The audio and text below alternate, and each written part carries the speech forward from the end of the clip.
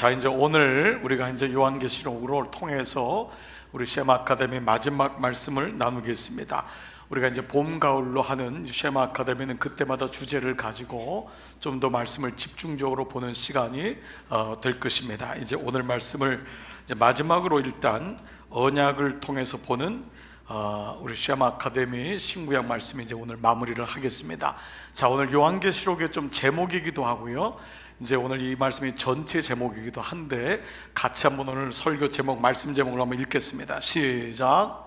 언약의 다 이룸 그리고 새 하늘과 새 땅. 그렇습니다. 자, 오늘 우리가 이제 말씀을 가지고 이 언약을 통해 보는 이제 마지막 말씀인데, 말씀드린 대로 요한계시록을 오늘 좀 마지막으로 요 한 편만 좀 보도록 하겠습니다. 사실 말씀을 준비하면서 굉장히 많이 좀 갈등이 일어났어요. 왜냐하면 이 계시록을 이제 제가 그동안 말씀 본 거하고 요번에 이제 여러분하고 나누려고 하니까 아무리 많이 전해도 제가 90분 정도 막 빡빡하게 전해도 1시간 반 동안 요한계시록을 본다는 게 얼마나 어렵겠습니까? 그렇지만 이제 아직 기본적으로 언약을 중심으로 해서 보는데, 오늘 말씀은 왜 오늘날 한국교회가 이렇게 잘못된 이단이나 잘못된 이 계시록에 빠져서 이 꼴이 되었는지를 좀 증명하는 시간을 가지려고 해요. 왜 이렇게 되었는가? 그래서 한국 교인들이 제일 어려운 말씀이 구약에서는 레위기라고 보통 합니다. 왜냐하면 레위기가 언약에 대한 말씀이거든요. 언약을 모르면 레위기는 그냥 제사법으로만 보는 거예요. 그 레위기의 제사법에는 결국은 언약이 계속 흐르고 있는데, 언약의 말씀을 모르니까 구약 전체도 모르거니와 레위기나 모세오경은 관심이 없을 때가 많이 있죠. 그 모세오경을 이해하지만이 시편 말씀도 이해하고 선지서 말씀도 이해할 수 있기 때문이죠. 자, 그래서 이제 오늘부터 이제 천천히 한번 말씀을 좀 가지고 나가겠는데, 저게 벌써 떴네요. 아니, 저기 안 뜬 건가요? 오케이. 자, 그래서 이제 오늘부터 이제 이 말씀을 왜 오해가 됐는지를 좀 말씀을 보도록 하겠습니다. 말씀이 없으면은 우리에게 어떤 일이 일어나냐? 이 대사우로서 보물이 없으면은 재물이 하나님 된다고 했잖아요. 이 재물은 돈만이 아니고 인생 전체, 이 땅 전체를 얘기할 수가 있죠. 이 대사우로스를 잃어버리게 되면 일단 성도들의 삶이 어떻게 되냐 하면은 도덕적인 그리스도가 됩니다. 그래서 교회도 많이 배운 사람, 어느 정도 교양적인 사람이 직분이 있다고 생각하거나 아니면 믿음이 있다고 생각하는 변질된 믿음이 돼요. 우리에게 오는 교양이나 삶의 지위는 말씀을 그래도 이성적으로 볼 수 있는 좋은 여건이 되지만, 교회는 결코 도덕적인 것도 아니고 교양적인 것도 아니죠. 뭐 그렇게 따지면 서울대생만 다 모여서 하면은 한국교회는 바뀌겠습니다. 그렇죠? 그렇지 않다는 거죠. 그렇게 되다 보니까 그리스도인의 삶이 종교적이 되죠. 말씀이 없으면 성황당에 비는 말씀 없이 기도하고 말씀 없이 생활하는 모습이 되게 되죠. 교회가 말씀이 없으면 인간적인 모임으로 전락됩니다. 그러니까 직분만 있지 그 가운데는 계속 뭐 언니, 오빠, 형 이런 동호회 모임이 될 가능성이 많습니다. 그러니까 결국 친한 사람하고만 친하게 되는, 그러니까 말씀이 자아를 깨뜨리지 못하게 되니까 결국 친한 사람하고 친하고 늘 섭섭하고 늘 이런 것에 붙잡히는 분열과 아픔을 경험하게 되지요. 또 말씀이 없으면은 이거는 너무 명확한 게 이단이 자랄 수 있는 토양을 제공하게 됩니다. 한국 교회는 지금 모든 이단들의 교인은 새 가족이 아닙니다. 다 교회에서 나간 사람들입니다. 교회를 너무도 잘 알고 있는 사람이에요. 그러니까 결국 말씀이 없는 교회는 이단들에게 교인들을 뺏기는 이런 모습이 되고, 심지어는 자녀들과 젊은 사람들을 빼앗기게 되고, 부모는 내 자녀가 이단에 빠졌는데도 모르고 지날 수 있는 그런 모습도 우리 스스로를 갖게 됩니다. 이거는 너 다른 사람의 얘기가 아니고 우리들의 얘기가 될 수 있지요. 자, 이런 가운데 말씀드린 대로 66권 중에 가장 오해가 많고 어렵다고 하는 것이 구약의 레위기, 신약에서는 요한계시록. 그래서 모든 이단과 교주들 또 사이비성 목회자들의 시작점이 요한계시록이기도 합니다. 그들의 핵심과 문제는 다가올 종말, 그리고 두려움, 마지막 때에 대한 성도들의 궁금증을 증폭시키고 그것을 마치 내가 풀 수 있다고 하는 잘못된 직통 계시가 주를 이루게 됩니다. 우리나라가 1992년도, 우리 젊으신 분들은 잘 모르겠지만 10월 28일 이장림 목사가 이 다미 선교에 다가올 미래를 준비하라 라고 하는 책을 썼는데, 이 책이 기독교 역사상 우리나라 초유의 대박이 났습니다. 그래서 이 책을 안 본 사람이 거의 없을 정도로, 그런데 하나님 말씀을 본 다음에, 이 사건이 지난 다음에 이 책을 본 사람들의 모든 고백, 이제 말씀을 아는 사람들이겠죠. 언약의 말씀을 알고 이 책을 봤더니 너무 웃기는 건데 어떻게 여기 빠졌는지. 그래서 여러분이 알다시피 여주 쪽에 있는 이천, 여주, 뭐 서울은 말할 것도 없고 교회가 초토화됐습니다. 그날은 난리가 났습니다. 그래서 대부분의 목회자들도 여기에 합세해가지고 그렇게 얘기를 했죠. 무엇보다 이같이 잘못되고 왜곡된 성경관으로 이것을 자의적으로, 문자적으로, 상징적으로 소위 영해라고 풀어진 이 폐해는 생각보다 굉장히 컸습니다. 그래서 한국교회는 사실 아직도 이 종말론에 대한 두려움에 붙잡혀 있다고 해도 과언이 아니고, 종말론이나 이런 비슷한 설교를 무당처럼 해도 수만 명의 사람이 구독을 할 정도로 그런 지금 위치에 있다라는 것입니다. 그래서 많은 그리스도인들은 요한계시록 하면 떠오르는 단어가 666, 딱 한 번 나온 숫자인데 666, 적그리스도, 아마겟돈 전쟁, 14만 4천 명, 무적행, 천년 왕국, 휴거, 종말 등으로 기억됩니다. 그래서 어느 순간인가는 한국의 가장 큰 교회 목사님은 바코드가 666이다 라고 설교 시간을 했다가 사과하는 일까지 생겼고, 심지어는 이제는 베리칩을 맞으면은 666에 동참하는 거다. 여러분이 지금 모든 물건에 있는 바코드, 코드에 컴퓨터는 6이 마지막 자잖아요. 그래서 그것이 666이다 해서 그 당시 물건을 사면 안 된다, 먹으면 안 된다, 바코드가 적혀 있는 것은 다 666이다, 적그리스도다 라고 했던 사실들을 우리는 기억하고 있습니다. 근데 사람은 망각의 동물이어서 아무리 그런 얘기를 해도 사과 한 번 안 해도 또 지나가게 되고, 그냥 아멘 부대에 의해서 교회는 또 잠잠해지고 말씀은 모르고, 이런 일들이 계속 반복됐던 거죠. 그런데 여러분, 요한계시록은 그런 성경이 아닙니다. 여러분이 666을 몰라도 아무 문제도 없어요. 여러분들이 언제 주님이 오실 종말론을 몰라도 아무 문제가 없어요. 여러분이 휴거를 될지 안 될지를 몰라도 아무 문제가 없습니다. 왜냐하면 요한계시록은 그렇게 쓰여진 성경이 아니기 때문에 그래요. 먼저 우리는 왜 이런 오해가 생기고 아직도 계속 미혹되고 있는지를 세 가지 영역에서 오늘 살펴보고, 예수 그리스도의 계신 오늘 이 요한계시록을 구속사적 언약의 관점에서 왜 묵상해야 되는지를 한번 오늘 정해진 주어진 시간 안에 말씀을 나눠보겠습니다. 여러분, 제가 잊어버릴까 봐 말씀드린데요, 오늘까지 여러분들이 이 쉐마 아카데미 들은 것을 신청하시기로, 오늘까지, 이제 오늘 끝나고 주일 끝나면은 책자로 만들어지기 때문에 우리가 약속한 대로 이 말씀을 신청하고 그 다음에 수강 신청한 거 여러분 그렇게 피드백을 한 분에게만 우리가 부활절날 이 교환을 책으로 드리도록 하겠습니다. 미리 말씀드립니다. 절대 시험 안 들깁니다.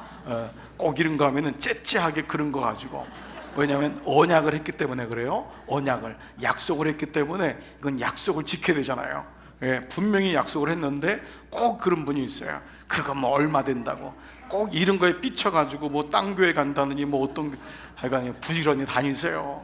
부지런히 이런저런 여러 교회 다니세요. 결국 돌다가 오게 됩니다. 자, 첫 번째, 왜 이런 오해가 있었는지, 요한계시록 오해, 바로 배경과 문맥을 모르기 때문이에요.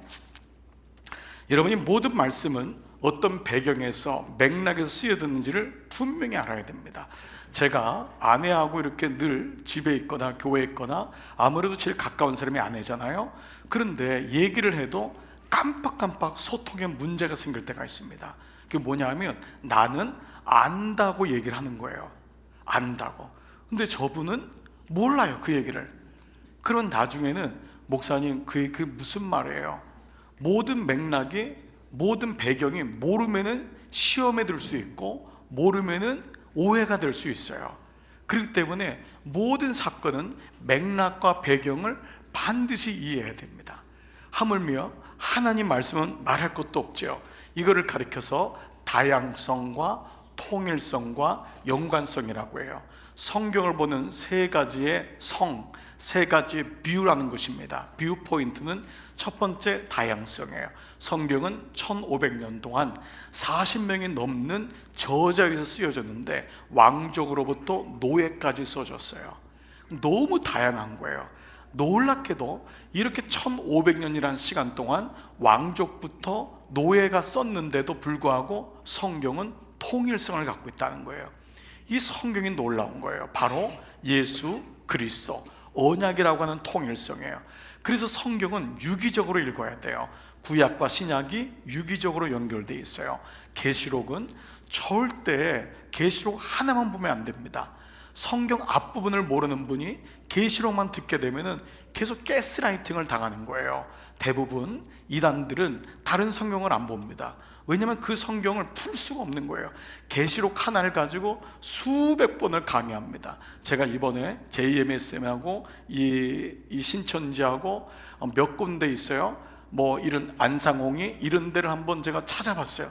찾아봤더니 계시록에 대한 말씀을 계속 듣게 합니다. 그러니까 목사인 제가 들어도 수백 강의가 있어요.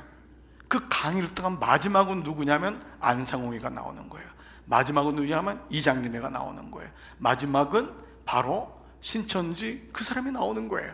그러니까 이렇게 연관성이 없이 그 하나를 가지고 계속 파다 보니까 말씀을 모르는 분이 연관성, 유기적인 관계를 모르면 필히 가스라이팅을 당할 수 있구나라는 것을 보게 됩니다. 초대교회에 200년대, AD 200년대에 유명한 교부가 있었습니다. 오리겐이라고 하는 교부인데 이 오리겐은 오늘날 성경을 구속사적으로 통합적으로 봐야 된다는 것에 기초를 놓은 아주 좋은 교부였습니다. 그야말로 초대교회 설교자요 선생님이었어요. 이분이 첫 번째 얘기한 게 뭐냐면 몸통 해석이라고 했어요. 몸통 해석이라는 건 성경은 전체를 봐야 된다. 몸으로 봐야 된다. 머리 하나만 보면 안 된다. 끝에 나온 꼬리 하나 붙잡고 이게 성경이라고 하면 안 된다. 몸통을 봐야 된다. 너무도 중요한 거죠. 성경은 창세기부터 계시록까지가 한 몸인 거예요. 그래서 계시록을 미리 말씀드리면은 제5복음서라고 하는 이유가 여기 있어요. 여러분, 4복음서가 아니라 요한계시록을 제5복음서라고 하는 것은 신약에 나와 있는, 요즘 특별히 마가복음에 예수님이 어제 말씀에도 우리 최 목사님하고 말씀 나눴나요? 여러분, 그날과 그 시는 아무도 모른다고 했어요. 이미 예수님이 명확하게 보여주신 그 복음서를 연결해서 계시록을 봐야 되는데 이 복음서에서는 아무도 모른다고 했는데 계시록에서는 그걸 알려고 하는 거예요. 여러분, 이게 말이 안 되잖아요. 이미 예수님이 그날과 그 시는 아무도 모른다, 아들도 모른다 그랬잖아요. 그러니까 너희는 깨어있으라, 이게 조건인데 이거를 싹 잊어버리고 계시록 와서는 언제 예수님 올 거냐, 그 사람이 666이다, 심지어 트럼프가 666이다, 히틀러가 666이다, 이런 식으로 계속해가지고 얘기하는 이 국보수가 돼버린 거예요. 그러니까 이런 식으로 말씀을 보니까 몸통 말씀이 아닌 그냥 요한계시록 보고 숫자 가지고 상징적으로 때려박는 이 말씀을 가지고 또 우리는 우기면은 장대가 아니에요. 우기는 거예요. 트럼프 없으면 또 다음에 또 우기고 계속 우기는 거예요. 일전엔 케네디가 666이었고 조금만 교회에 대해서 불리한 얘기를 하면 666이다. 이런 식으로 모든 것을 하게 되다 보니까 몸통 해석이 안 되는 거죠. 두 번째는 상황적 해석이라고 했어요. 이거는 문맥적 해석이에요. 모든 말씀은 어떤 맥락에서 이 말씀을 하셨는지를 꼭 봐야 돼요. 우리가 요즘 말씀에도 부자 청년, 지난주에 했던 서기관, 이런 말씀들이 뭐예요? 변질된 구원에 대한 말씀이에요. 그 자체로 보면 안 돼요. 변질된 구원, 잃어버린 이웃에 대한 말씀이기 때문에 이 말씀에서 누가복음이 이어지는 게 사마리아인이 나온단 말이에요. 사마리아인. 그 말씀을 가지고 사복음서가 어떻게 이 말씀을 풀고 있는지를 봐야 되는데 요거 하나만 보면 안 돼요. 그래서 평행복음인 모든 말씀을 보면서 이 말씀이 무엇을 의미하는지를 아는 것, 이것이 맥락적인 상황적인 해석이다. 세 번째는 영적 해석이에요. 이거는 문자적으로만 보면 안 돼요. 이건 영적으로는 이 말씀이 주는 구원론적인 의미가 무엇인지를 필요성을 언급했던 것입니다. 자, 이런 의미에서 먼저 배경과 문맥을 모르기 때문에 계시록에 오해가 생긴다고 했는데, 그러면 계시록이 배경이 되는 때는 언제냐? 주후 90년에서 93년에 일어났던 도미티안이라고 하는 황제가 있습니다. 11대 황제인데 계시록 가면은 도미티안 혹은 도미티누스, 도미티안이라고 하는 황제를 꼭 기억하셔야 됩니다. 이 사람이 3년, 90년부터 93년까지니까 만 3년 동안을 완전히 박해를 했는데 그 대상이 그리스도인입니다. 이 박해는 로마뿐만 아니라 로마가 지배하고 있는 소아시아까지 임해서, 여러분들이 2장부터 나오는 게 뭐냐면 소아시아의 7교회가 나오죠. 이후에 이제 말씀을 드리겠는데 그 7교회가 당시에 실제로 존재했던 교회였어요. 거기까지 광범위하게 일어났어요. 도미티안은 AD 81년에 황제가 되었습니다. 그리고 집권 10년 후에 모든 것이 좀 어느 정도 안정을 취했을 때 91년에 엄청난 선언을 하게 돼요. 그게 뭐냐? 내가 바로 신이다 라고 하는. 물론 이게 새삼스러운 건 아니에요. 왜냐하면 로마 황제들은 다 죽으면 자기들이 그리스 신화처럼 황제가 신이 된다고 믿었어요. 로마 사람들도 그렇게 믿었어요. 근데 이 사람은 살아있을 때 자기가 신이라고 여겼던 거예요. 그래서 우리가 주는 그리스도시요, 주라는 단어가 왜 중요하냐, 그리고 예수를 주로 고백하는 자는 너무도 중요하다. 우리 로마서에 있는 말씀 가운데, 사도행전 말씀 가운데 이 주라고 하는 건 그 당시 로마 황제가 주였던 거예요. 황제가 큐리오스였던 거예요. 그래서 도미티안 황제는 자기를 어떻게 부르라고 했냐면 우리의 주님이시며 신이신 황제 도미티안이시여. 모든 공공기관을 들어갈 때나 음식을 살 때도 이 고백을 해야 되는 거예요. 우리의 주님이시여 신이신 황제 도미티안이시여. 도미티안이 황제가 된 거예요. 이건 엄청난 거예요. 모든 거를 다 황제 시스템으로 만들어 버린 거예요. 여러분이 예를 들면 국가의 공무원이 돼요. 이 사람을 황제로 고백하지 않으면 안 들어갑니다. 못 들어가는 거예요. 물건도 못 사는 거예요. 그런데 이때 이 도미티안 황제에 대해서 유일하게 반대했던 공동체가 바로 그리스도인 공동체입니다. 이건 있을 수 없는 거죠. 그리스도인 공동체만이 반대랍니다. 이건 있을 수 없다. 그 가뜩이나 이 도미티안은 경제적인 부를 누려야 되는데 유대인들이 그 부를 가지고 있었고 유대인들 안에 그리스도인이 있다는 걸 알게 된 거예요. 그 당시 물론 유대인 그리스도인들이 많잖아요. 그래서 그 당시 이미 로마에도 부를 가지고 있는 사람들이 유대인이 많았고 유대인 안에 그리스도인이 있었던 거예요. 사실 로마 황제들은 그리스도인과 유대인을 별로 분별을 못했어요. 그렇기 때문에 어떻게든지 유대인들의 모든 재산을 강탈하고 그 가운데 자기의 신인 것을 반대하는 그리스도인이라고 불려지는 교회들을 탄압하는 것, 이것이야말로 가장 효과적인 부를 성취하는 방법이라고 생각했던 것입니다. 그러니까 대단히 정치적인 것이 깔려 있었던 거예요. 이때 이 초대교회 리더가 바로 사도 요한이었습니다. AD 90년경에 제일 오래 살았죠. 사도 요한이 제일 또 어렸고요. 그 사도 요한이 밤모섬에 잡혀져 있는 가운데 이 제자 요한이 그때 이 극심한 환난과 박해 속에서 환상을 보고 들은 것이 바로 기록된 말씀이 바로 요한 계시록입니다. 즉 말할 수 없는 박해와 고난 가운데 있는 그리스도인에게 쓴 편지가 요한 계시록이에요. 어떤 종말, 다가올 종말에 쓴 게 아니에요. 물론 이건 차후로 좀 말씀을 드리겠지만은 당시에 그 죽음의 공포를 끝내줄 권한은 로마 황제에 있는 것이 아니다. 오직 생명의 주권자이신 하나님께 있는 거다. 너의 고난의 끝은 나에게 있다. 이 편지를 써주고 싶었던 거예요. 그래서 이 편지에 로마 사람들에게 다 걸리기 때문에 이 편지에는 황제를 지칭하는 666이라는 단어, 그 히브리적으로 숫자의 가치를 떠가지고 네로 황제를 가리키는 666이라는 단어를 집어넣고 구약시대부터 왔던 로마와 헬라 사람들이 알지 못하는 은유적인 표현들을 반복하여 쓰므로 너희가 고난 가운데서도 끝까지 이 환난을 이겨야 한다라는 것을 말씀하고 싶었던 거예요. 그게 바로 황제가 전능자가 아니고 내가 전능자다. 계시록 1장 8절 보면은 이 말씀이 있어요. 다 같이 시작. 주 하나님이 이르시되 나는 알파와 오메가라. 이제도 있고 전에도 있었고 장차 올 자요 전능한 자라 하시더라. 1장 8절은 요한계시록의 요절 말씀 중에 하나인데, 여기 이 전능자라는 단어가 헬라어로 판토크라토스라는 단어예요. 판토크라토스. 이게 왜 중요하냐면 이 판토크라토스가 헬라어잖아요. 신약 성경에 10번이 나와요. 그런데 한 번만 고린도후서에 나오고 9번이 다 계시록에 나와요. 그 계시록에서 뭐냐 하면 전능자가 누구냐? 절대 황제가 아니다. 그 황제는 거짓신이다. 사람에 불과하다라는 것을 얘기하고 싶었던 거죠. 즉 이런 가운데 하나님은 요한에게 제일 먼저 보여주신 것이, 그래서 하늘 보좌에 앉아 계신 하나님 자신을 보여주신 거예요. 계시록 그 다음 구절 한번 띄워줘 보세요. 4장 2절. 4장 2절.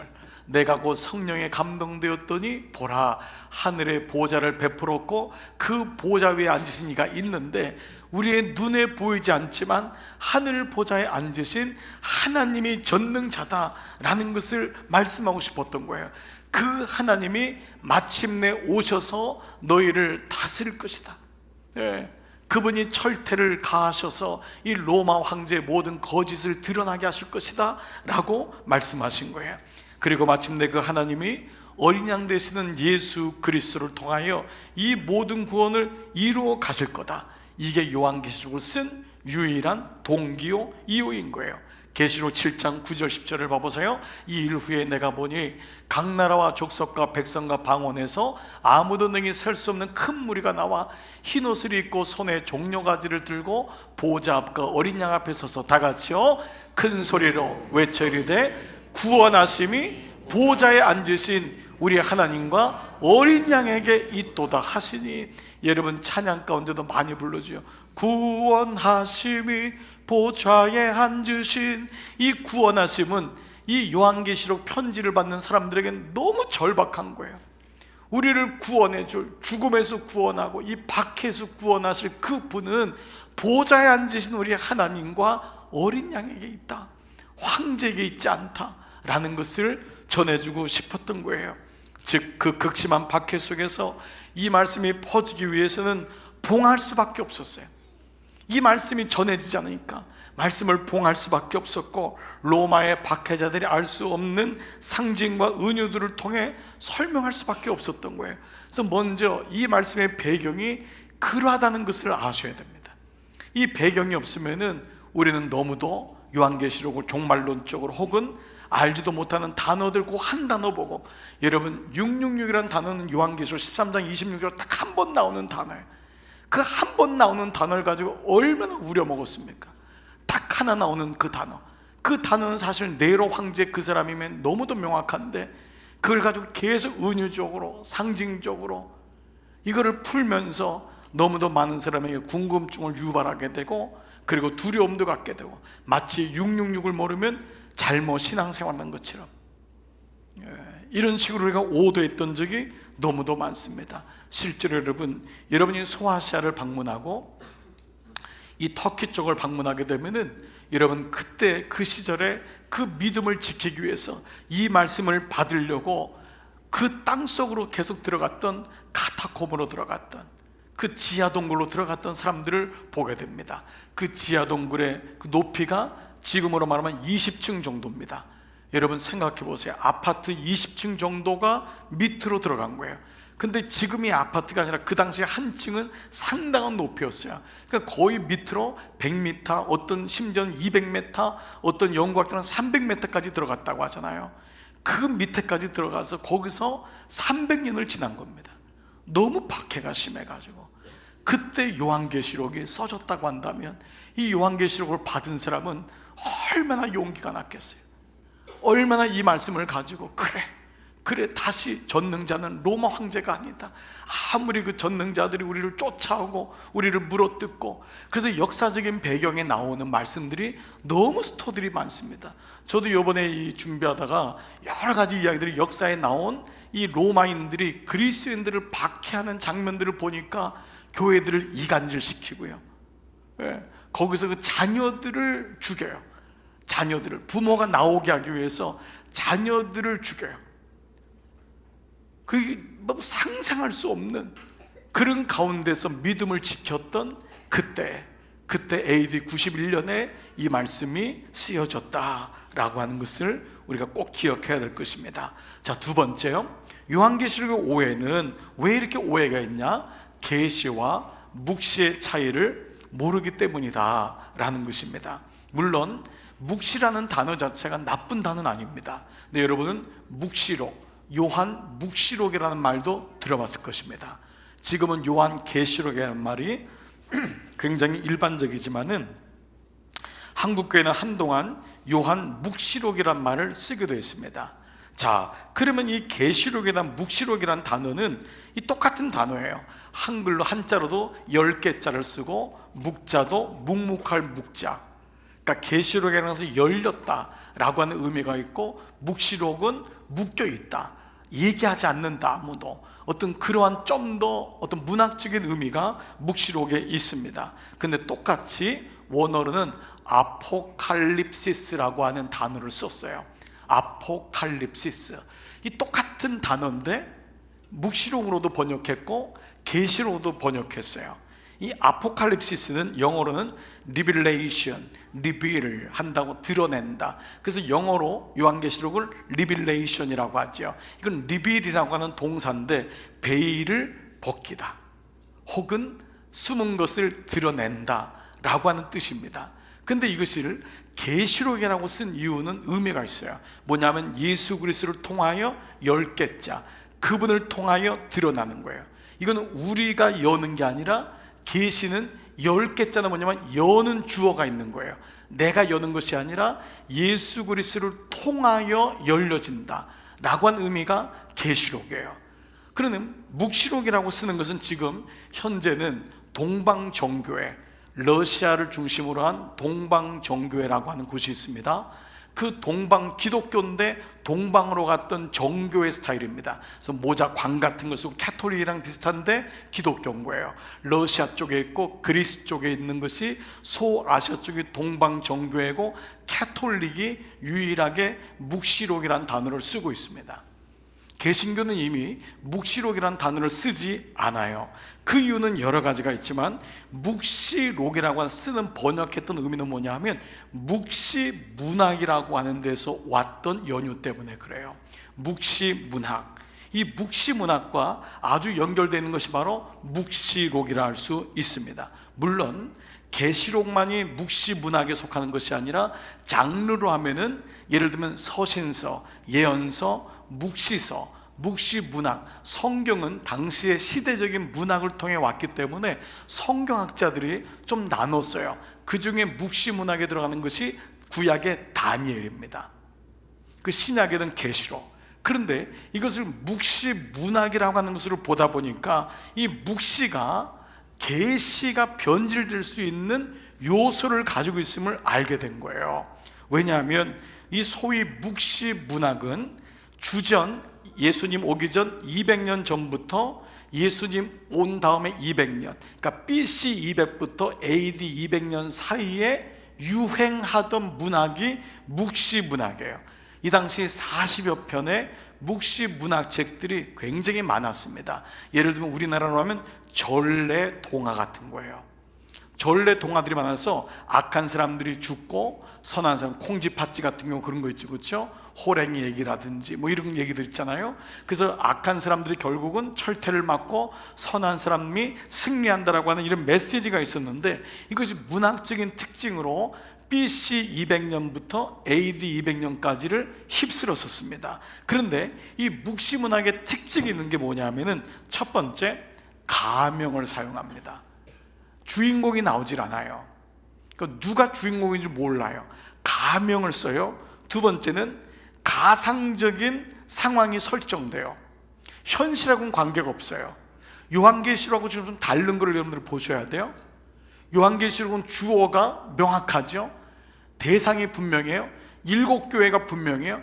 요한계시록은 고통받고 있는 현지의 소아시아에 있는 7교회에 보낸 편지인 거예요. 근데 묵시문학은 주어가 없어요. 가명이 사용되고 또 가장 가정적인 상황이 설정되는 거예요. 이게 실제적이지 않아요. 세 번째는 상징적인 언어들이 빈발해요. 우리가 볼 때는 이 요한계시록의 단어들은 굉장히 상징적인 단어 같지만, 유대인들은, 당시 유대인들은 이것이 무엇을 의미하는지를 알고 있었다는 거예요. 우리가 지금은 우리가 볼 때 무슨 말인지 모르잖아요. 근데 2000년이 지났으니까 유대인들은 그 당시 이 단어들은 상징적인 단어들이 아니었어요. 이 단어들을 보면은 666 하면은 헤롯이 딱 생각나는 거예요. 이것이 상징적이 아니었는데, 이 모든 묵시의 신학은 상징적인 언어를 사용해요. 또 네 번째는 환상에 대한 묘사나 의미의 영해가 이루어졌어요. 환상에 대한 묘사가 많아요. 그리고 그 의미를 영해하기 시작했어요. 영적으로 해석한다는 것이 묵시 신학이, 이 묵시 문학이 주축이 된 거예요. 게다가 이 다섯 번째가 중요한 게 염세적인 세계관인 거예요. 이건 종말론하고 달라요. 염세적이라는 건 뭐냐면, 이 땅은 빨리 사라져야 되고 이 땅에선 빨리 가야 돼. 의미가 없는 거예요. 죽으면 땡이다. 죽어야 돼. 이 염세적인 거예요. 종말론은 이 땅에서 마지막까지 하나님 나라를 경험하고 누리고 이루어진 다음에 주님의 때가 되면 가는 것은 종말이에요. 사도 바울의 종말론은 마지막까지 최선을 다하는 삶이에요. 시민권을 가진 사람이 이 땅에 와서 하늘의 시민자로 살아가는 거예요. 그러다 주님 부르실 때 가는 거예요. 그러나 염세주의는 뭐냐 하면, 이놈의 세상은 떠날 세상인 거예요. 여긴 아무 소망도 없는 거예요. 그렇기 때문에 이 묵시신앙은 염세주의예요. 여러분들이 생각할 때 요한계시록을 혹시 염세주의를 생각할 수가 있습니다. 그래서 실제로 요한계시록을 잘못 설교했던 공동체마다 짐을 싸고 공동체 생활을 하거나 기도원에 올라가거나 집을 다 파는 일들이 많이 있었어요.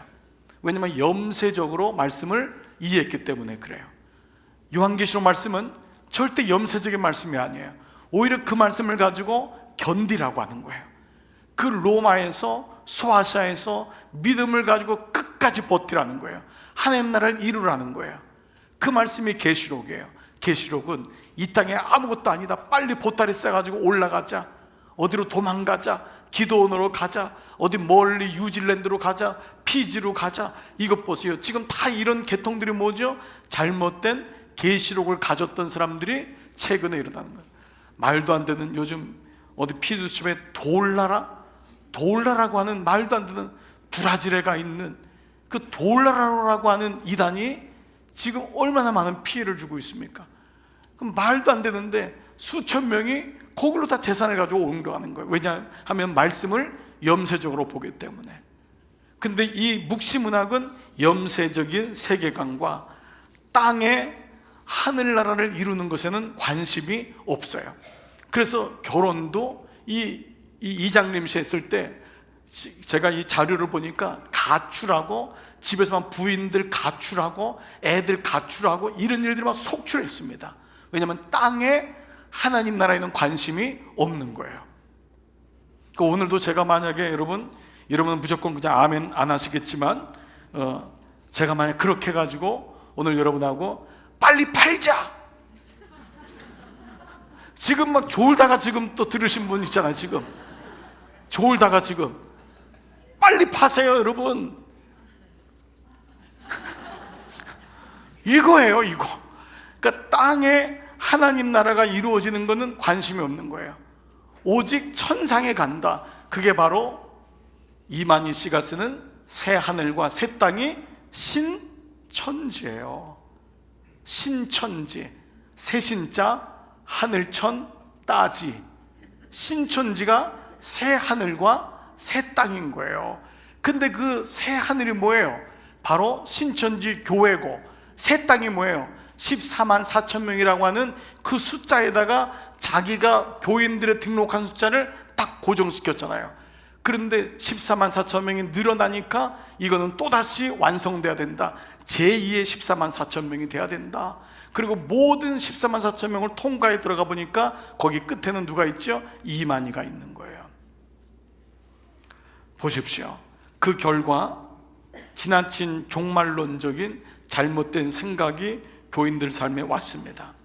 무엇보다 말씀이 없는 사람은 이 종말론적인 그것만 보기 때문에 그 말씀에 혹할 수 있는 가능성이 많습니다. 이단에 빠지는 것은 100% 우리의 잘못만은 아니지만은 말씀을 가르치지 않은 교회와 목회자, 그리고 말씀의 공동체에서 잡아줄 수 있는 사람이 없던 우리의 모습도 여기 잘못이 없다 할 수는 없어요.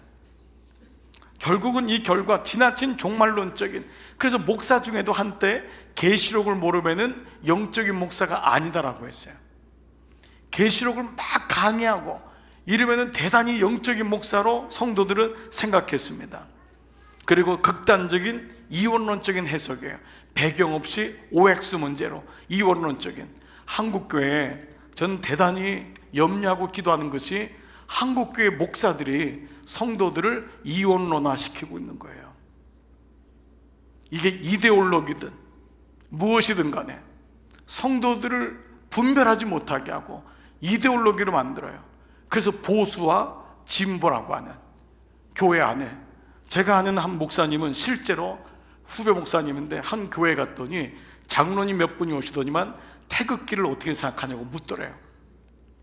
그래서 만약 태극기를 찬성하면은 이 교회에 있고 태극기를 찬성하지 않으면은 우리 교회랑 안 맞는다 라고 할 정도로, 그렇지 않은 교회도 많지만 너무 적지 않은 사람들이 이데올로기 안에 갇혀 있어가지고 어른들과 자녀 세대를 이간질시킨 거예요.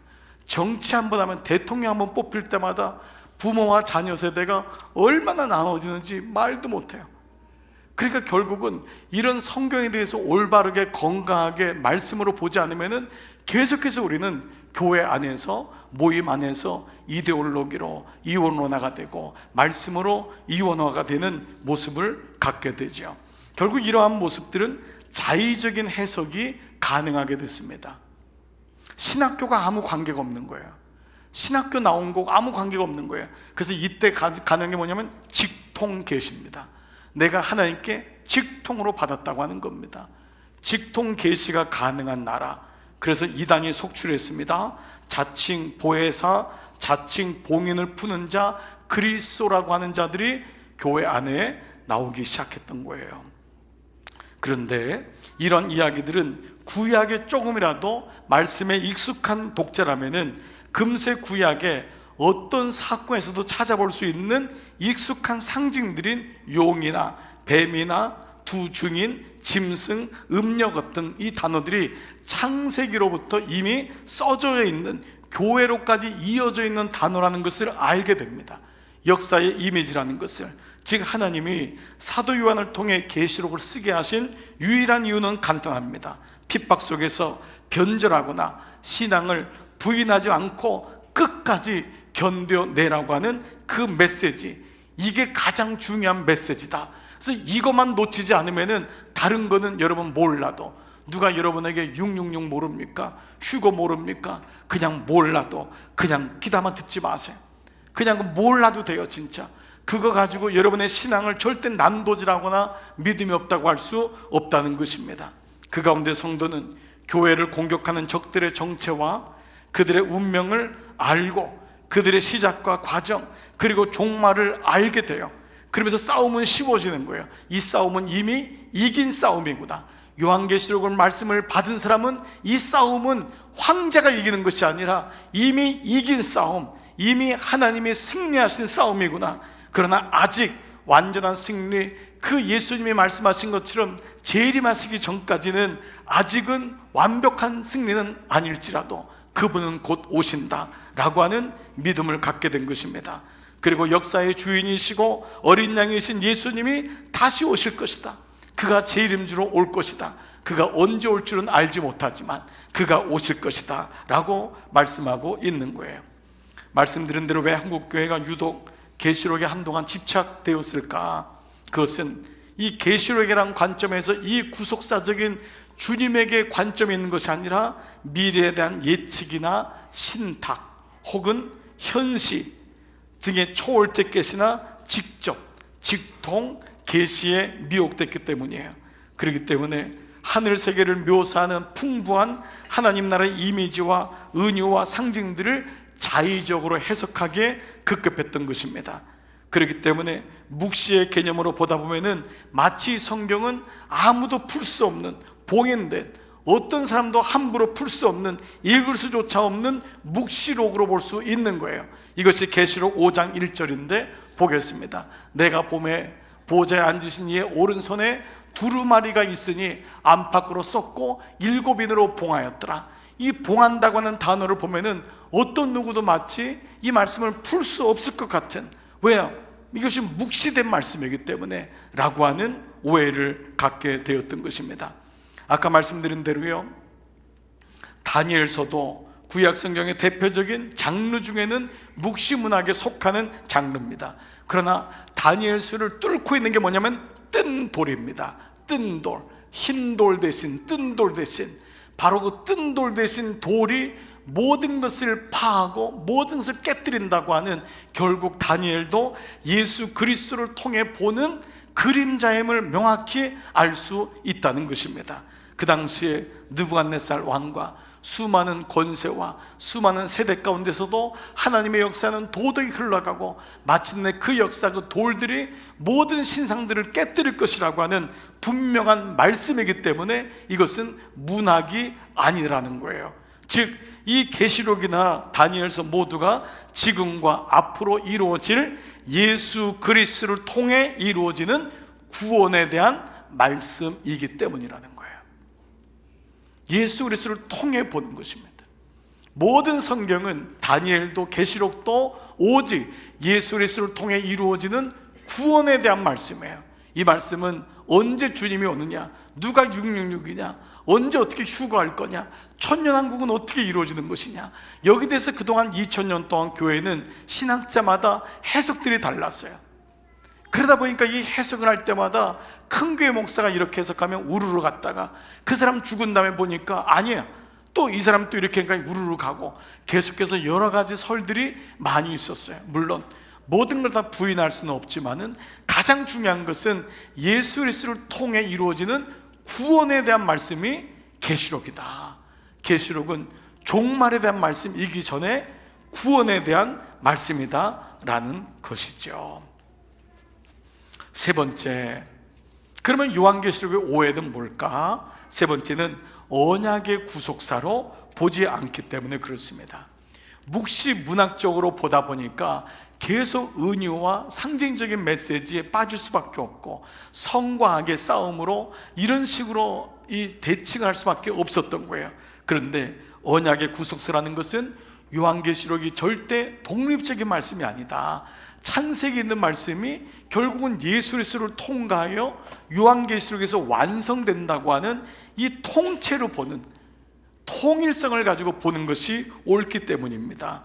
자, 요한계시록을 구속사적으로 성경을 보게 되면은 때로는 난해한 구절들이 있습니다. 그러나 난해한 구절들은 일부러 풀려고 하시지 마세요. 너무 난해한 걸 가지고, 그 사람 자체가만 난해하니까 그 난해한 구절을 가지고 그 난해하네 하다 보니까 진짜 난해하게 됩니다. 여러분 잘 모르면은 이 말씀을 억지로 풀어서는 안 되는 부분들이 많은데, 이 난해한 구절 몇 구절을 제외하면은 요한계시록의 전체적인 맥락이 자연스럽게 풀어지는 것을 보게 됩니다. 계시록에는 많은 상징들이 있어요. 은유적인 표현들이 있어요. 해석에 논란이 있는 것도 있어요. 하지만은 이런 지엽적인 문제가 중요한 것이 아니고 환난 가운데 있는 성도들을 주의 말씀으로 격려하고자 하는 예수님의 의도가 가장 명확하다는 거예요. 왜냐? 계시록 오늘 읽었던 1장 1절이 바로 시작이 예수 그리스도의 계시라. 예수 그리스도의 계시라는 거예요. 예수 그리스도의 의라는 것은 의가 소유격이 되지만 의는 소유격인데 이것은 주격이나 목적격으로 보통 헬라에서는 번역이 됩니다. 그럼 주격은 뭐냐면 예수 그리스도가 주시는 계시라는 거예요. 하나님이 이 땅에 구원을 이루시는데 예수님을 통해서 주시는 계시가 이 계시다. 즉 요한계시록은 예수님을 가지고 봐야지만이 보여진다는 거예요. 절대 인간적인 자의적인 영적이라고 하는 영해적인 해석으로 되면 안 된다. 그리고 목적격이 되면 예수 그리스도에 대한 계시인 거예요. 예수 그리스도에 대한 계시. 계시록은 종말의 성향이 아닌 예수님이 어떤 분인지를 가리키는 말씀이 요한계시록이다라는 것입니다. 계시의 근원은 하나님이시지만 그 주권자이신 하나님이 예수 그리스도를 통하여 당신의 구원을 보여주시는, 그래서 요한은 예수님을 어린 양이라고 했잖아요. 요한복음에서도. 그래서 유월절 어린 양, 그것이 요한의 고백이거든요. 그래서 요한은 요한계시록에서도 예수님을 어린 양 대신 예수 그리스도로 보여주고 있어요. 그래서 요한계시록의 주제는 때로는 인재앙, 나팔재앙, 대접재앙 등이 여러 가지가 나와요. 그때마다 이것이 중심이 아니라 복음서에서 이루어 놓으신 구속사역이 어떻게 완성되는가를 계시하는 거예요. 이게 초점이에요. 복음서에서 예수님이 초림으로 오신 그 구원을 어떻게 완성되는지가 그것을 계시하는 것이 요한복음의 초점입니다. 다시요, 요한계시록은 복음서에서 이루어 놓으신 예수님의 구속사역이 어떻게 완성되어지는지를 10개 계시한 거라는 거죠. 즉 예수님을 잃어버리면 요한계시록은 목적을 잃어버립니다. 목적을 잃어버리는 거예요. 목적을 잃어버리는 거예요. 네, 이런 면에서 요한계시록을 말씀드린 대로 제5의 복음서라고 하는 이유가 여기 있습니다. 즉 요한계시록은 마태, 마가, 누가, 요한을 명확히 알고 예수님의 초림 사건이 무엇을 의미하는지, 우리는 이미 사복음서가 예수님이 누구신지를 드러내는 것임을 알았잖아요. 복음서에 있는 게 교훈 도덕적인 게 아니잖아요. 이 모든 비유와 모든 말씀, 복음서에 나오는 비유는 뭐예요? 하늘나라는 예수님이 누구신지를 드러내는 거잖아요. 씨 뿌리는 자의 비유를 들으라. 이 비유를 알지 못하면 다른 비유를 어찌 알 수 있겠느냐? 씨는 말씀이라 했잖아요. 씨는, 즉 그 말씀이 예수 그리스도라는 걸 우리는 알고 있기 때문에 이 말씀을 가진 사람은 요한계시록이 보이기 시작하는 것입니다. 그래서 구약은 바로 다시 오실 이 신약은 오신 예수님이고, 바로 사도행전부터 계시록까지 이제 이어지는 말씀은 다시 오실 예수님에 대해서 정확하게 말씀하고 있죠. 그래서 여러분이 계시록 1장부터 22장 전체를 읽을 때마다 예수님은 누구신가를 잊으시면 절대 안 됩니다. 예수님이 어떤 분이신지, 이게 아니면은 예수님이 아닌 곁길로 가게 됩니다. 곁길로 가게 되고 마치 이것을 잘 해석하는 것 같고 굉장히 능통하게 푸는 것 같은데 결국 거기에는 예수 그리스도가 빠지면 누가 쓰냐면 본인이 있습니다. 이게 바로 무서운 겁니다. 근데 그걸 분간을 왜 못할까요? 이게 바로 영적 가스라이팅입니다. 계속해서 거기에 대한 얘기를 듣기 때문에 나중에는 이 말씀을 풀어주는 분이야말로 이 사람이 어린 양 예수라고 믿게 되는 것입니다. 그래서 지금 모든 이단들에게 있어서 새하늘과 새 땅은 모든 사람들이 다 알아요. 근데 새하늘과 새 땅을 통과하는 것은 교주인 거예요. 오직 예수 그리스도 외에는 새하늘과 새 땅, 영원한 완전한 천국은 주님의 이름만으로 들어가는 줄 믿습니다. 어떤 다른 이름을 주신 적이 없다고 했잖아요. 근데 계속해서 모르는 것을 풀어준다고 하니까 결국 그 사람에게로 가는 모습을 보게 됩니다. 계시록의 주제가 예수 그리스도의 구속 사역이라고 하는 사실은 이 계시록에 많이 사용된 단어들을 통해서도 알 수 있습니다. 계시록에 보좌, 라고 하는 이 단어가 44번이 나옵니다. 보좌, 제일 많이 나와요. 보좌, 하늘 보좌. 그 하나님이 누구시냐? 계시록의 주권이 누구한테 있냐? 보좌가 44번. 그 예수 그리스도를 상징하는 어린 양이 무려 29번이 나옵니다. 그러면 22장에 29번이면은 매 장마다 나온다는 거예요. 즉 뭐냐면 매 장마다 예수님의 누군지를 명확하게 보여주고 있는 것이 계시록 말씀이다 라는 것이죠. 더불어서 성령이 13회가 나옵니다. 성령이, 하나님의 영이신, 예수님의 영이신 성령이 13회가 나와요. 무엇보다 여러분 놀라운 단어는 교회라고 하는 단어가 20번이 나옵니다. 교회, 바로 신부된 교회. 자, 그래서 계시록 7장 10절이 아주 중요한 요절 말씀 가운데 하나인데, 구원하심이 보좌에 앉으신 우리 하나님과 어린 양께 있도다. 요한이 있었던 유월절 어린 양. 이번 주일날 말씀도 이 어린 양이 성만찬 사건과 연결해서 나와요. 유월절에 어린 양을 꺾어서 그 십지만 식구에 한 명씩 어린 양을 죽여서 그 어린 양의 피를 문설주와 임방에다 바르라고 했던 그 어린 양 되시는 예수님. 그 예수님이 돌아가신 그날이 유월절 만찬하는 것이 목요일이었단 말이에요. 그래서 예수님이 유월절날 십자가에 끌려가시는 거예요.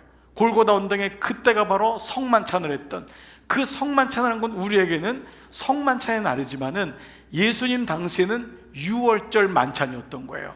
그래서 어제 말씀에 마침 마가복음의 제자들에게 우리 선생님이 어디서 유월절 만찬을 해야 될지를 알아보라고 하잖아요. 그 유월절 만찬의 자리가 바로 그 자리라는 것을 알게 되죠.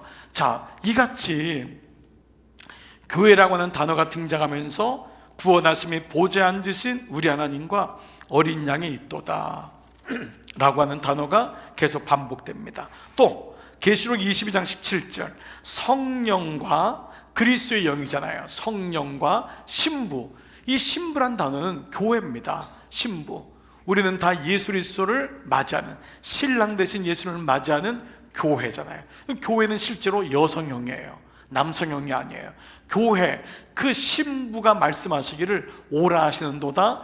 듣는 자도 오라 할 것이요, 목마른 자도 오라 할 것이 올 것이요, 또 원하는 자는 값없이 생수를 받으라 하시도다 라고 하는 주제를 통해 이 사도 요한은 요한복음에서 예수님이 세상죄를 지고 가는 어린 양, 세상죄를 지고 가는 하나님의 어린 양을 보라 라고 하는 그 말씀을 증언하고, 그분이 유월절에 어린 양 되었음을 증언하시기 때문에 계시록에서도 제5복음서인 계시록에서 어린 양으로 말씀이 이어지고 있고, 사도행전의 주제가 교회인 것처럼 핍박받는 교회, 박해받는 교회, 신부가 세상의 음료로부터 박해를 받지만 교회가 견딜 때 신부가 이기는 자, 신랑을 취하게 된다고 하는 신부된 교회의 메시지가 계속 흐르고 있는 거예요.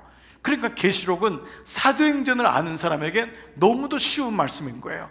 교회, 신부된 교회, 우리 모두가 신부잖아요. 신부가 신랑을 맞이할 때 어떤 마음으로, 그래서 어저께 오늘 말씀이 있는 게 뭐죠? 깨어있으라, 깨어있으라, 삼가라. 이 말씀이 뭐죠? 다 신부가 해야 될 일인 거예요. 이 비유가 뭐냐면 열처녀 비유잖아요. 등불을 가지고 있는 사람은 깨어있으라, 삼가서 신랑이 누군지를 아는 거예요. 그러나 등불, 성령이 없는 사람은, 하나님의 영이 없는 사람은 악한 영을 모르는 거예요.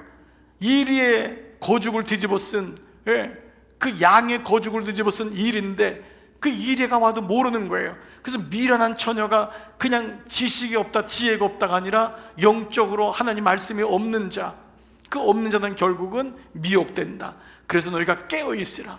오늘 말씀도 깨어있으라. 주일 말씀도 이 말씀이 나오고 월요일까지 겟세마네 동산에 갔지만 제자들이 자고 있는 거예요. 한시도 깨어있을 수 없더냐. 그 말씀이 계속해서 복음서에서부터 계시록까지 이어지고 있는 것입니다.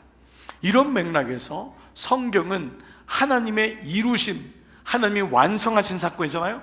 구원이 성취된다, 구원이 이루어진다라고 하는 말씀인데, 그 마지막 이루어짐이 요한계시록의 주제가 되는 것입니다. 그래서 오늘 이루어짐, 이루심이란 단어인데, 첫 번째 이루심은 당연히 성경의 첫 번째 창세기 말씀이죠. 창세기 2장 1절은 1장이 천지 창조와 사람 창조가 나와요.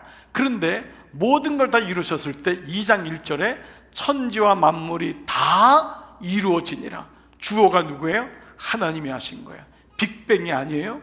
우연히 만들어진 게 아닙니다. 모든 걸 하나님이 이루셨다는 것을 창세기 1장 1절에 태초에 하나님이 천지를 창조하시느니라. 그 하나님이 주권이 나오시는 거예요. 그래서 2장 1절에 천지와 만물이 다 이루어지니라. 여기는 하나님이라는 단어가 생략됐을 뿐이잖아요. 하나님이 이루었다라는 것이 처음 창세기 2장 1절, 이게 다 이룬 거예요. 그러면 두 번째 이룬 건 뭐냐 하면 이번 주 주일부터가 종료주일인데, 이번 고난주간 동안은 5일 동안 우리가 저녁 부흥하면서 여러분 아셨겠지만 말씀 가지고 주님이 이 땅에서 마지막 남기신 가상칠언, 십자가에서 남기신 7마디의 맨 마지막이 뭐냐면 다 이루었다예요. 예수님이 이 땅에서 주신 마지막 메시지가 뭐냐 하면 테텔레스타이, 다 이루었다. 주님이 주신 메시지가 다 이룬 거예요. 그러나 초림에서 이루신 거예요. 구원의 역사를 이루신 거예요. 마지막 완전한 승리는 주님이 말씀하신 것처럼 다시 오실 때 이루어지는 거예요. 그래서 이 세 번째가 어디냐면 바로 계시록 21장 5절 6절, 보좌에 앉으신 이가 이르시되 보라 내가 만물을 새롭게 하노라 하시고 또 내게 이르시되 뭐죠? 다 이루었도다. 여기도 원어에는 다가 들어가 있어요. 다 이루었도다. 계시록의 21장에 그 마지막 말씀, 계시록이 22장까지 있어요. 그 21장의 마지막에 새하늘과 새 땅에 대한 메시지를 주시면서 하는 말씀이 뭐냐면 또 내게 말씀하시되 다 이루었도다. 나는 알파와 오메가요 처음과 마지막이다, 나중이다. 이 말씀을 주셔요. 자, 이것이 성경을 보는 처음의 창조, 그리고 주님이 구속을 완성하시고 마지막 요한계시록에서 다 이루신다는 거예요. 자, 이렇게 말씀을 보면은 우리는 언약으로 보는 언약이 이루어지는 과정을 보게 된 거죠. 하나님 나라라고 하는 큰 그림으로 하나님의 언약이 이루어진 데가 하나님 나라잖아요. 그렇죠? 우리는 하나님의 통치를 받은 거, 바실레이야. 하나님 나라는 그분이 주어야, 그분이 왕이신 거예요. 그 왕이 다스리는 나라가 하나님 나라인 거예요. 자, 하나님 나라라고 하는 관점에 볼 때 처음에 하나님이 천지를 창조하세요. 이게 2장 1절, 아까 천지와 만물이 다 이루어지니라. 주님이 다 이루신 거예요. 주님이 하신 거예요. 그러나 이 창조의 사건이 일어나지만 창세기부터의 그 사건은 뭐죠? 계속 배도, 반역. 하나님은 계속 언약을 맺는 거예요. 그럼에도 불구하고 노아하고 언약을 맺고, 그럼에도 불구하고 무지개로 또 언약을 말씀하시고, 아브라함하고 또 횃불 언약으로 또 맺으시고, 아브라함하고 안 되니까 모세하고 또 맺으시고, 모세하고 안 되니까 신명기 또 언약을 맺으시고, 계속해서 언약을 맺으시는 거예요. 창조가 됐지만 우리 인간의 역사는 뭐죠? 구약 역사는 죄인 거예요. 구약 역사는 죄인 거예요. 구약은 계속 인간들이 배도하는 거예요. 언약을 깨는 거예요. 그래서 예레미야의 말씀이 내가 언약을 깼는데 이제는 새 언약을 주시는데, 주님이 언약을 깨는 것이 아니라 이제는 우리가 언약을 깨니까 주님이 당신이 직접 오시는 거예요. 당신이. 그게 새 언약인 거예요. 주님이 직접 오시는 거예요.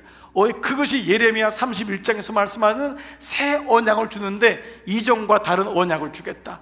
지금까지는 너희가 마치 언약을 너희들이 깼지만 이제는 당신이 와서 당신의 몸을 깨시는 거예요. 이것이 바로 구속이라는 거예요. 세 번째 사건이에요. 이 언약을 이루시는 거예요. 그래서 구약의 모든 사건들을 지금까지 목사님 통해서 6번 했던 이 말씀들이 완성되는 구원의 사건을 이루시는 거예요. 이것이 예레미야 31장에 말씀하시는 이전과 다른 새 언약인 거예요. 새 언약.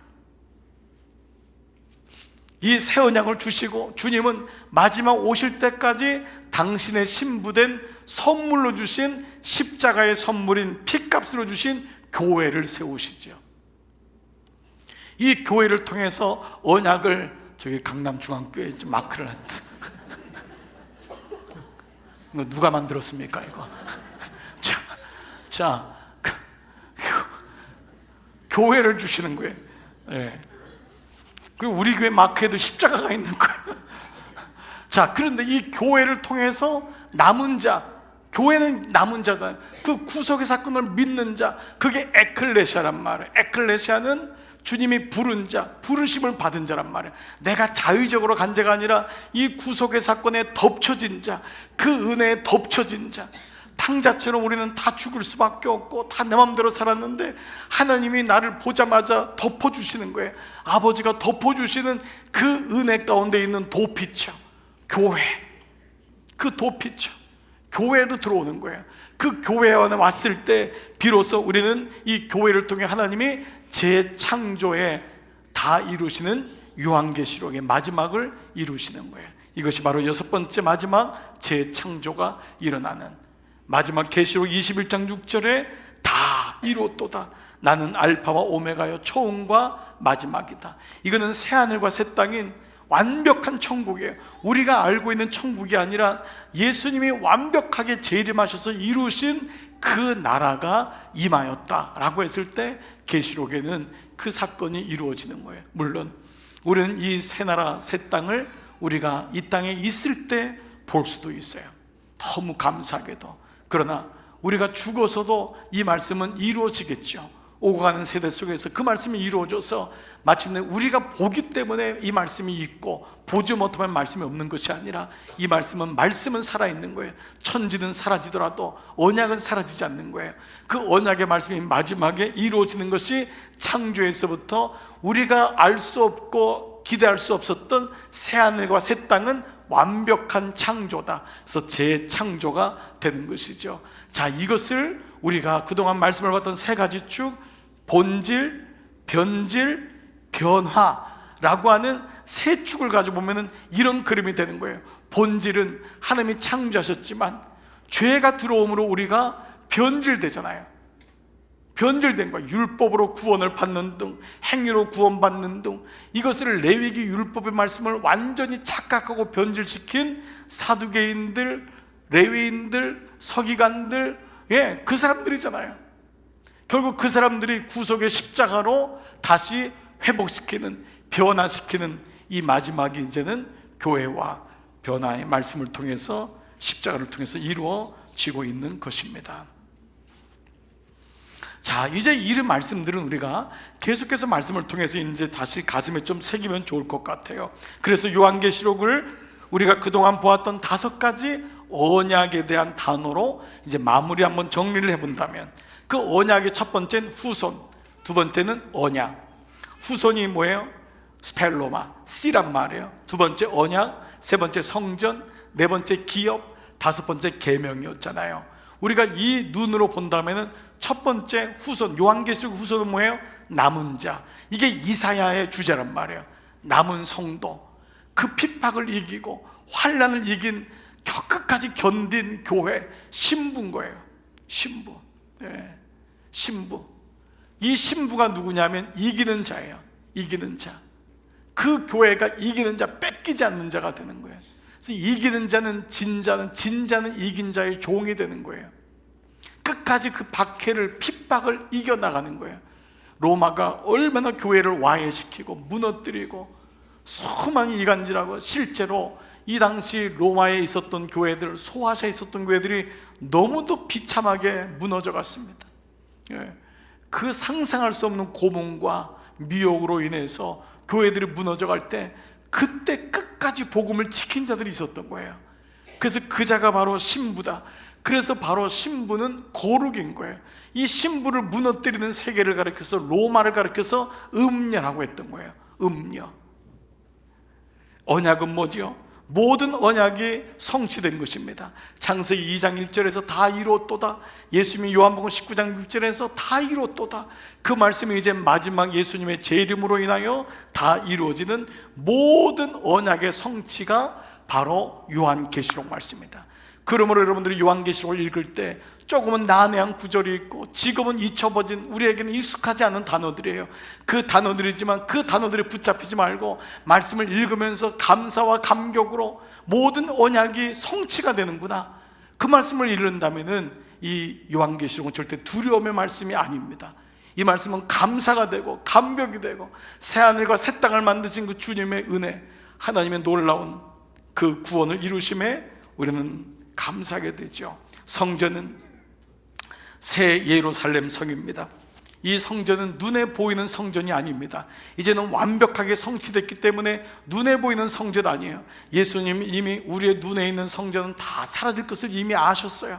그렇기 때문에 이때는 하나님과 성령과 예수님이 주인 되시는 완벽한 성전, 우리가 형용할 수 없는 성전이지만 눈에 보이는 것이 아니라 새 예루살렘. 그래서 우리가 찬양할 때 예루살렘 예루살렘 이런 찬양이 있죠. 모르는 것 같아서 넘어가겠습니다. 네. 그러면 기업은 뭐냐? 새하늘과 새 땅인 거예요. 기업은 새하늘과 새 땅. 이게 요한계시록 21장의 새하늘과 새 땅. 이거를 가지고 모든 대부분의 이단 사람들이 이걸 걸고 넘어지는 거예요. 새하늘과 새 땅은 그런 게 아니에요. JMS는 새 시대라고 얘기했고, 그리고 이 신천지 이만희는 새 장막이라고 했던 거예요. 그 장막이 누구냐 들어갔더니 교회다. 신천지만이 장막이다. 그리고 그 장막을 이룬 사람이 누구냐? 자기라는 거예요. 계시를 받은 사람이. 그리고 이 새 땅은, 새 땅의 주인이 누구냐? 14만 4천 명. 14만 4천 명은 이마에 인을 맞은 사람이에요. 이 사람은 숫자적인 게 아니에요. 12 곱하기 12 곱하기 1000이라고 하는 완전수에 이루어진 하나님의 구원받은 백성들을 상징하는 거지. 이 14만 4천 명이 어떻게 인원으로 제한을 해가지고 그렇게 말도 안 되게 풀을 수가 있겠어요. 그러므로 새하늘과 새 땅은 하나님이 주시는 완벽한 천국임을 말씀하고 있고, 계명은 믿음이고 동시에 이마에 인을 맞은 사람, 이것은 뭐냐면 예수 그리스도를 끝까지 고백하는 사람, 끝까지 잊지 않는 신부, 그 사람에 의해서 계시록은 마무리가 되는 것입니다. 자, 이런 의미로 본다면 이 요한계시록의 주제는 승리하신 예수 그리스도고 어린 양 예수 그리스도를 통한 승리라는 거예요. 자, 그러면 요한계시록은 크게 교회 시대에 대한 계시가 1장부터 14장까지 있고, 새로운 시대에 대한 계시가 15장부터 22장으로 두 부분으로 나눌 수 있어요. 자, 이걸 한번 박스로 한번 잠깐 볼게요. 이해만 할게요. 이제 여러분 한 주만 지나면 책으로 나오니까 박스 한번 보겠습니다.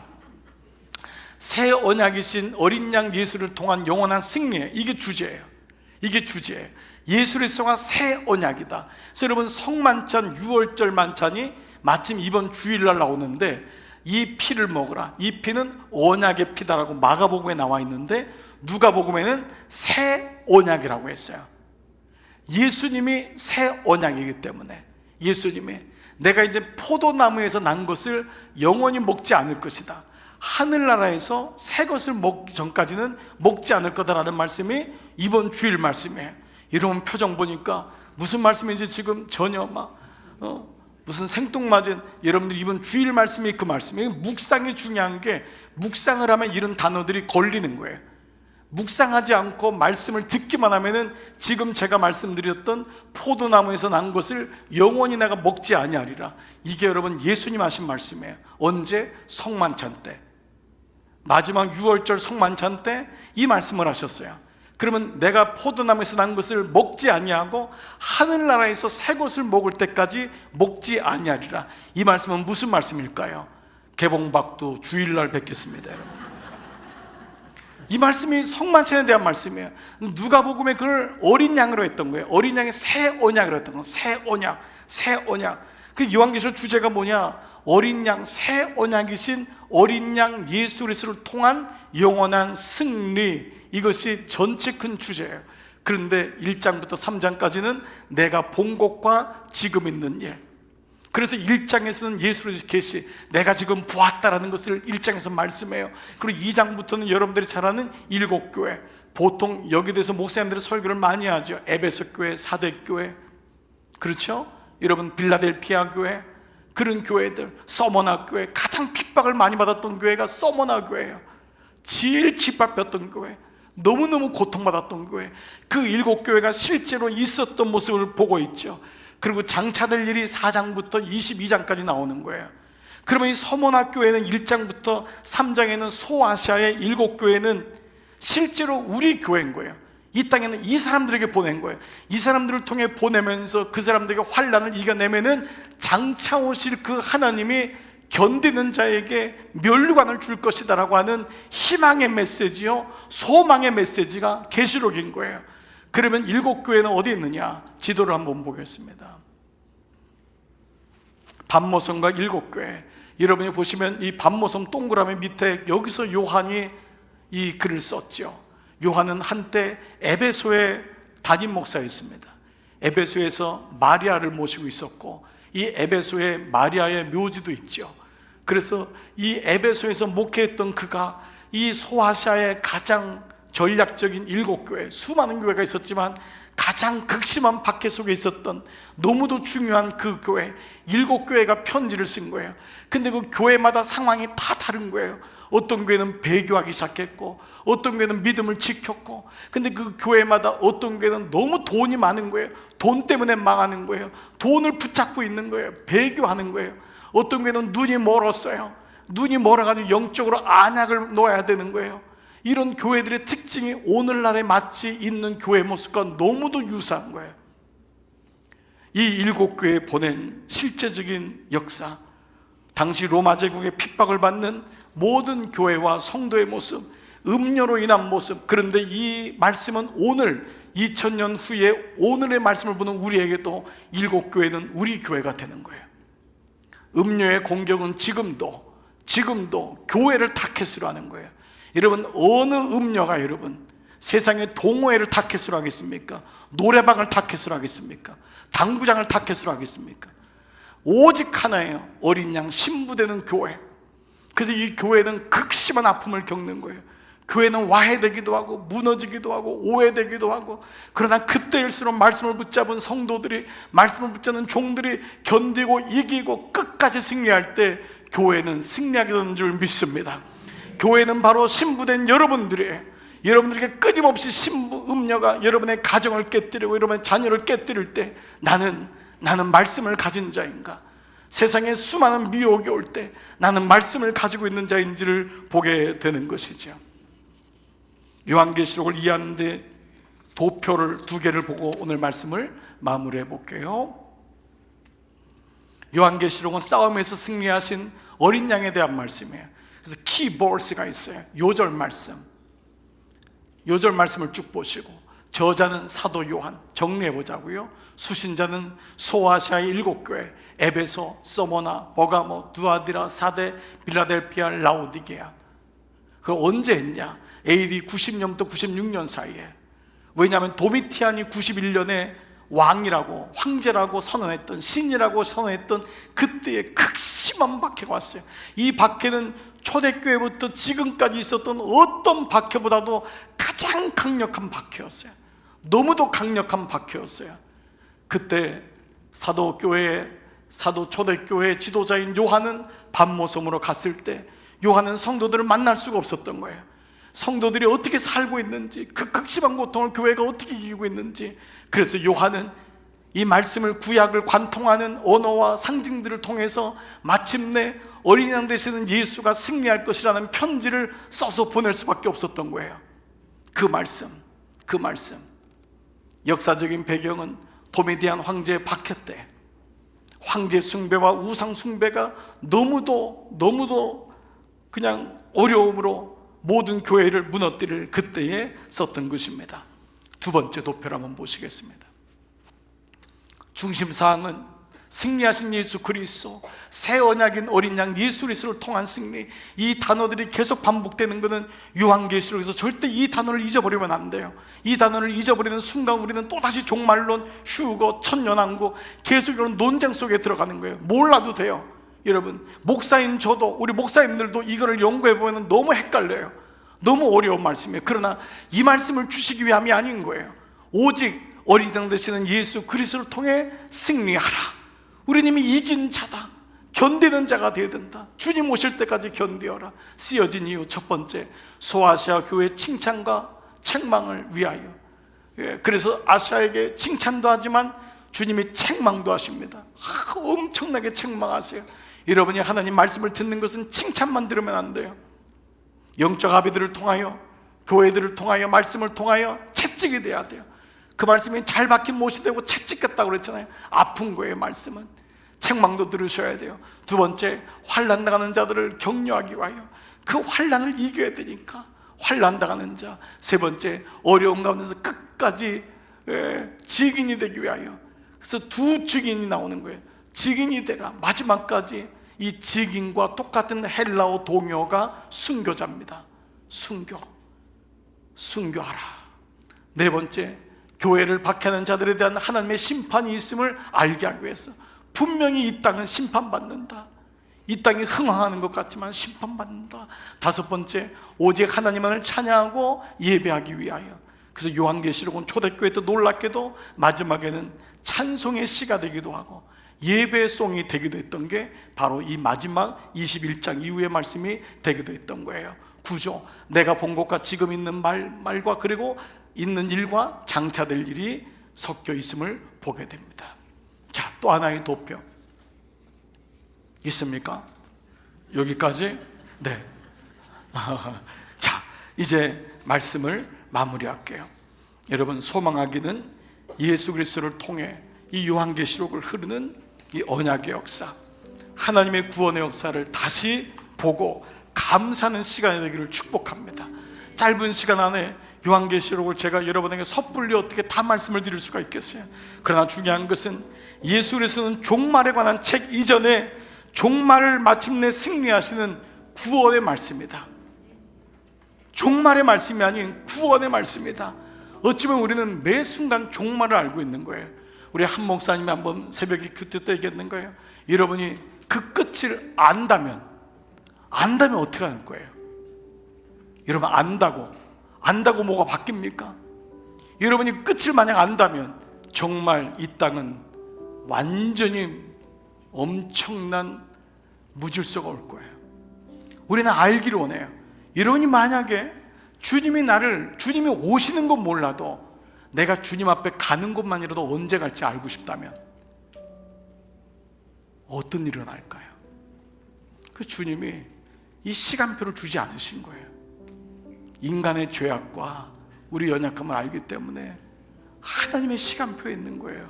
모든 성경은, 모든 주권은 하나님의 시간표에 있는 거예요. 우리는 깨어서 주님이 오실 때 준비된 자가 되는 거예요. 주여 어서 오시옵소서. 이게 계시록의 마지막 말씀이에요. 아멘 주 예수여 어서 오시옵소서. 내가 그때는 모르지만 제가 잘 준비하고 살겠습니다. 주님이 오라고 할 때 감사합니다. 그러면 가겠습니다. 그러면 된 거잖아요.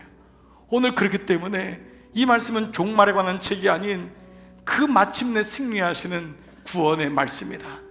그렇게 계시록은 계시록만의 말씀이 아니라 구약과 신약에 이르는 언약의 배경에서 필히 봐야 되고, 또 다른 상징적인 언어와 비유로 설명할 수밖에 없었던 시대적인 이해에서 이 말씀을 묵상하고 오해나 곡해가 아닌 다른 성경과 마찬가지인 기쁨과 기대와 소망으로 읽어야 하는 것이 마땅하다는 것입니다. 마가복음 13장 31절, 천지는 없어지겠으나 내 말은 없어지지 아니하리라. 천지는 없어지지만 내 말은 없어지지 아니하리라. 그러나 그날과 그때는 아무도 모르다니 하늘에 있는 천사들도 아들도 모르고 아버지만 아시느니라. 우리 어제 묵상했던 말씀이었습니다. 그러므로 37절에는 깨어있으라. 내가 너희에게 하는 이 말은 모두 사람에게 하는 말이니라 하시니라. 깨어있으라. 여러분은 깨어있습니까? 매 시간마다 하나님의 은혜로 살아가고 있습니까?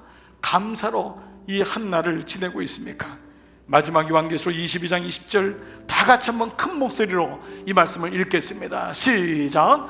이것들을 증언하신 이가 이르시되 내가 진실로 속히 오리라 하시거늘 아멘. 주 예수여 오시옵소서.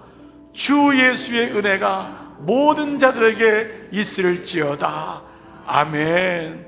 오늘 이 언약의 말씀이 여러분 가운데 잘 박힌 모처럼 새겨지기를 축복합니다. 우리 지난 1과부터 7과까지 여러분 7주 동안 수고하신 여러분 모두를 축복하고 우리 교회에 귀한 언약의 말씀이 선포되게 하신 하나님께 감사합니다. 아무쪼록 이 말씀으로 승리하시기를 축복합니다. 우리 하나님께 한번 영광의 박수 한번 돌리겠습니다. 아멘. 고맙습니다. 제가 기도하겠습니다. 아버지 하나님 감사합니다. 우리 교회의 언약 백성들을 모으시고 언약의 말씀을 나눌 수 있는 축복 주심을 감사합니다. 하나님, 내가 언약 백성이었군요. 이 언약이 지금 나에게까지 왔고 마침내 주님 다시 오시는 그날 이 언약이 다 완벽하게 이루어지는 것이 계시록이었군요. 아버지 감사합니다. 말씀 주심을 감사합니다. 말씀의 성도, 말씀의 교회 되게 하심을 감사합니다. 오직 예수 그리스도, 그 예수가 우리에게는 오직 그 예수로 성경을 보고 예수로 기도하고 예수로 소망을 갖고 예수로 마지막 음녀와 싸워 이기는 어린 양 예수 되시는 그리스도, 그 순결한 신부의 삶을 살아가도록 축복하여 주시옵소서. 감사하옵고 이 밤에도 함께 모인 모든 종들을 축복합니다. 이제 하나님 주일이 종료 주일입니다. 사순절의 마지막 한 주간 한 영혼을 찾으시는 하나님 마음 잊지 말게 하시고 그 영혼을 향한 주님의 마음을 가지고 금식하고 기도하며 이 종료주일 한 주간을 은혜로 승리할 수 있도록 인도하여 주시옵소서. 감사하옵고 예수님의 이름으로 축복하며 기도드리옵나이다. 아멘. 아멘.